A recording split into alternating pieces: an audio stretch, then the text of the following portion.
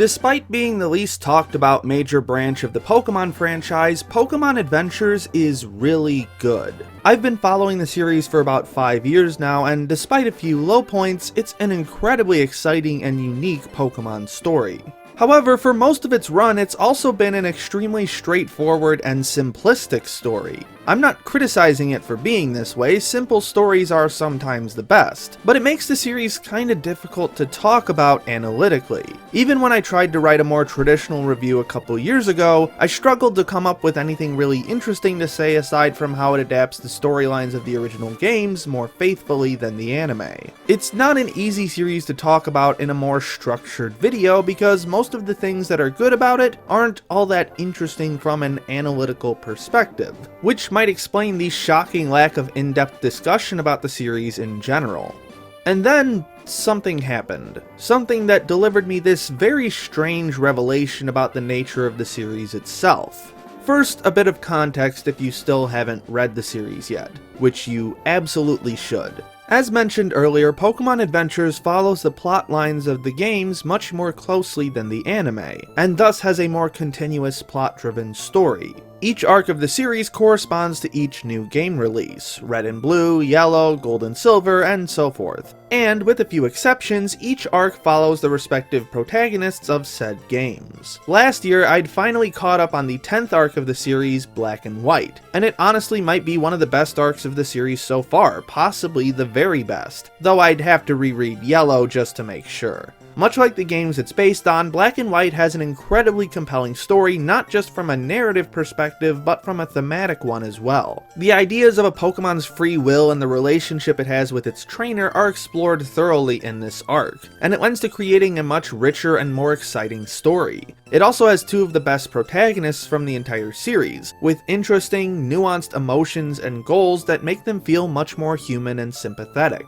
And the way they react to different ideas presented by the gym leaders or Team Plasma always manages to keep my attention. Much like other arcs where there's more than one release of games in a given generation, Black and White leaves off on a cliffhanger, with one of the main characters disappearing and the entire remaining cast, both good and evil, being left in shambles as the series promises to deliver on a full conclusion later on. Thus begins the Black 2 and White 2 arc, taking place 2 years after Black and White, with an entirely new cast of characters that might even be just as interesting as Black and White. If this arc keeps going the way it is, it could easily make Gen 5 the best part of the entire series.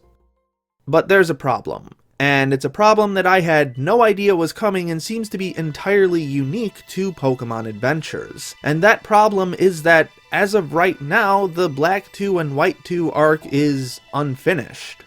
How can that be, you ask? We're already on the 7th generation of Pokemon games and Gen 8 might already be on the horizon. So how could an arc from Gen 5 be unfinished?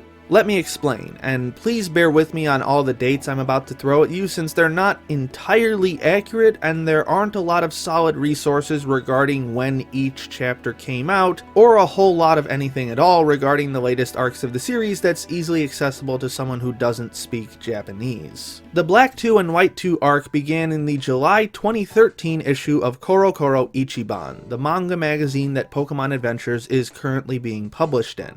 However, if you're intimately familiar with the Pokemon franchise on the whole, then that date should be setting off a few alarm bells in your head since October of 2013 marked the beginning of Gen 6 with the release of the X and Y games. Adventures has always been slightly behind when it comes to new generations of games, but it never really posed a significant issue until now. Because there's so little information available in English, this next part is purely speculation, but based upon the few reputable dates of publication I could find, for some reason or another the Black 2 and White 2 arc's release schedule slowed to a snail's pace. Eventually it was shifted from its regular publication in Korokoro Ichiban to an online publication called Sunday Web Every in October 2016.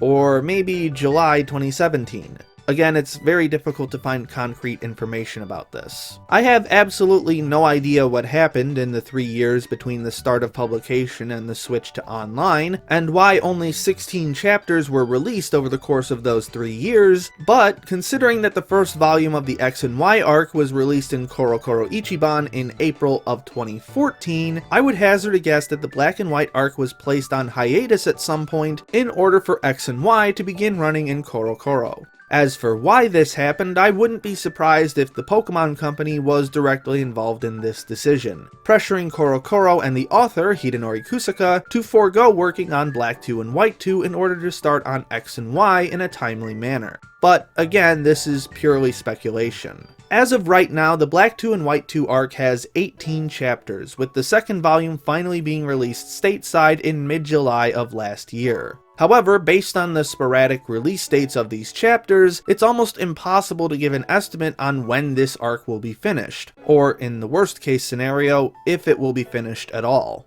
And this really blew my mind when I started to fully grasp it. This is such a strange and bizarre situation for the manga writer to be put in. To be in a position where you have to drop everything and just start writing an entirely new show within the same universe, but also continue work on the first series with an indefinite release schedule, is something that could only happen with Pokemon Adventures because of what Pokemon is as a franchise. Pokemon Adventures is not a standalone entity. It is not an original work like Naruto or One Piece. Hidenori Kusaka is not the sole creator of Pokemon Adventures, because Adventures is much more so a byproduct of the Pokemon franchise on the whole than it is its own manga. Adventures is entirely dependent on the games it's based on, a series that has been coming out with regular installments for over 20 years with almost no significant breaks or hiatuses, and has actually sped up the process in recent years. This is Pokemon Adventures' greatest weakness, the fact that Kusaka is automatically given a limited amount of time to create and publish each arc, and cannot expand them past a certain time frame due to the game's release schedules, is the weirdest form of kryptonite I have ever seen for a manga. In a sense, Adventures is almost like an original anime production. You only get a certain number of installments to tell your story, so you have to squeeze everything in as best you can and hope that your ending doesn't come out rushed and incomplete.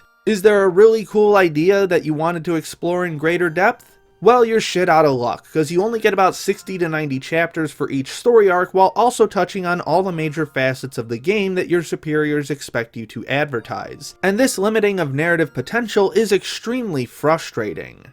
And yet, there is a silver lining. While this limited time frame is the manga's greatest weakness, it's also its greatest strength. Yes, it does end up prematurely ending some cool ideas, but on the whole, I think that's for the better in most cases with this manga. Not just from a marketing standpoint, but from a narrative one as well. Imagine with me for a moment a world where Pokemon Adventures doesn't have to supplement the marketing of the games and can do whatever it wants. Imagine that it doesn't have to dump the entire world and character cast that it spent the past 2 to 3 years building up, and Kusaka can expand upon the ideas he comes up with as much as he wants. Imagine that it tries to follow the typical structure of a regular manga and continues from generation to generation with the same set of characters, while also adding on new ones.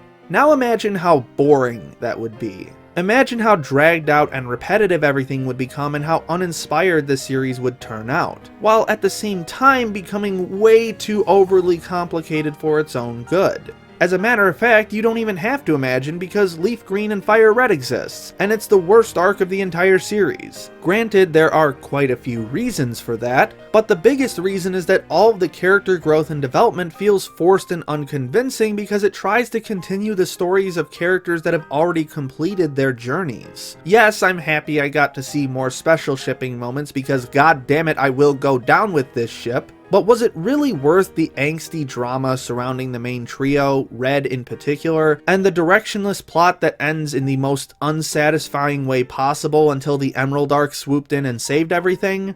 I don't think so. The greatest strength of Pokemon Adventures is that there's always going to be a conclusion waiting at the end of each generation, which means that there can only be so much fluff and padding on the way towards the arc's conclusion, and every main character has to have a completed character arc. Additionally, this also means that every new protagonist must be unique, and surprisingly, Kusaka has managed to do that with every single new arc. This guy has come up with over 20 primary protagonists, all of whom have their own personal arcs that they need to go through, and all of them feel different and distinct from each other. Yes, some characters share core personality traits, but they still feel different and unique, both on the whole and in the specifics, and Gen 5 is a great example of this. Black almost feels like a traditional hot-blooded shonen protagonist with how intensely goal-oriented he is, and how excited he is to compete in the Pokemon League and prove himself to be the best Pokemon trainer there is. In contrast, Blake from Black 2 and White 2 almost feels like a light novel protagonist with how suave and badass he is, but he also isn't a flat insert character either and still has his own problems he needs to work through. The constant shifts in character chemistry and presentation allow Pokemon Adventures to feel fresh and unique every time it starts up a new arc, which really isn't that surprising in hindsight since JoJo has been doing this for decades and everybody already thinks it's the greatest thing ever, so it's interesting to see the same concept applied somewhere else. While there are some ideas that I wish were explored more and I'm still unbelievably frustrated that I had to put an entire arc on hold, I do think that Pokemon Adventures has drawn out the greater good from this situation, especially now that I've finished the X and Y and Oris chapters, and Kusaka has managed to outdo himself yet again with some of the most complex protagonists he's ever written, and I hope he continues to do so for years to come. Special thanks to Jan Rogalski, Rorkton Joing, Christine Seibert, Tim Johnson, Call Me Catlord, Diane Wierzbicki, and all my other patrons for their generous support. My name is Ember, and I'll see you next time.